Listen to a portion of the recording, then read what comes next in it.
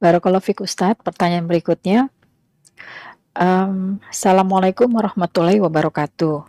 Semoga Ustadz selalu dalam lindungan Allah serta keluarga, tim Sisesa dan seluruh kaum muslimin. Allahumma. Ustadz, sebelumnya Ana ucapkan jazakallahu khair atas jawaban Ustadz beberapa bulan lalu lewat kajian Sisesa ini mengenai teman ayah Ana yang ingin menjadikan Ana istri keduanya karena sudah 20 tahun lebih belum dikaruniai keturunan. Alhamdulillah atas izin Allah akhirnya Ana memutuskan untuk menjadi istri kedua dan sudah berlangsung akad 2 bulan yang lalu. Afan Ustadz, ini berarti pertanyaan pernah dulu bertanya juga Ustadz, jadi akhirnya diputuskan untuk menikah Ustadz. Dan Alhamdulillah atas izin Allah semua dimudahkan Allah hingga resepsi. Tapi Ustadz ternyata berat sekali untuk bisa benar-benar menerima ini. Insya Allah Ana tidak mencela takdir, tetapi terkadang ada rasa ingin mengucap, kok aku bisa ya di usia muda ini mengambil keputusan seperti ini.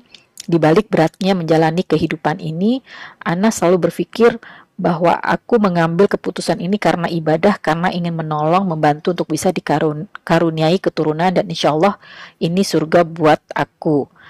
Tetapi saat sendiri di rumah karena adanya pembagian jadwal, semua buyar, sedih, dan menangis. Pertanyaannya Ustadz, apakah Ana termasuk istri yang tidak bersyukur padahal sudah Allah kirimkan lelaki soleh, baik, dan tidak pernah sedikit pun mengucap kata kasar serta sangat mencintai orang tua.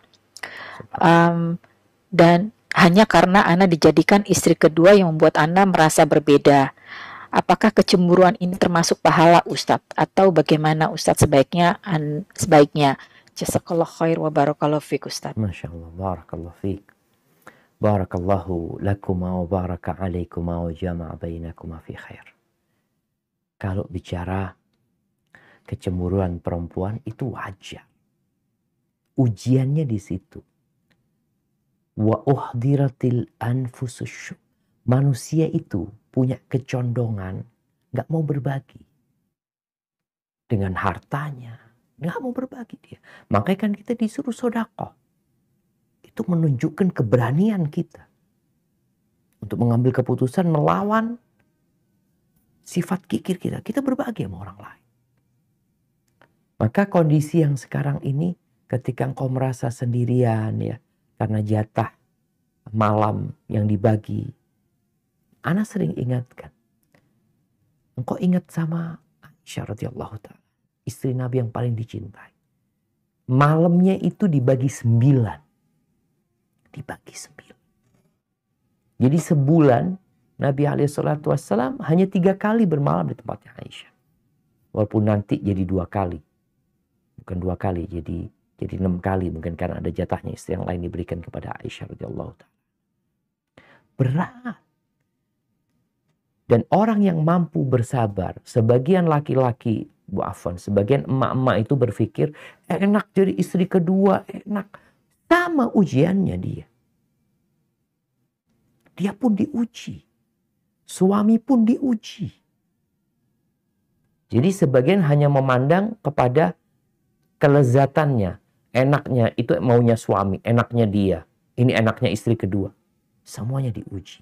Nggak ada dari kita yang keluar dari ruang ujian. Maka nasihat anak buat anti ketika suami tidak sedang di rumah. Jadikan hal itu manfaat buat anti untuk memperbanyak ibadah. Nggak ada yang gangguin anti. Anti bisa menghatamkan Al-Quranul Karim. Anti bisa lebih mendekatkan diri kepada Allah Azza wa Jalla. Anti biasa puasa sunnah. Maka kekosongan tidak adanya suami itu sebenarnya dapat menjadi hal yang positif buat anti. Kemudian tadi dengan mengingat bagaimana istri Nabi, suamimu baru dibagi 2, gimana kalau dibagi 4? Ada kawan kita mungkin yang jadi istri keempat. Ternyata aku alhamdulillah. Maka selalu melihat kepada yang di bawah kita. Selalu melihat kepada yang di bawah kita. Insya Allah kita akan mampu bersyukur. Dan ketika engkau datang perasaan yang macam-macam, maka hamparkan sejadahmu, engkau sholat. Minta sama Allah. Allahu Akbar. Allah Ar-Rahman Ar-Rahim. Minta sama dia. Nabi SAW, idza hazabahu amrun fazi'ah ila shalah.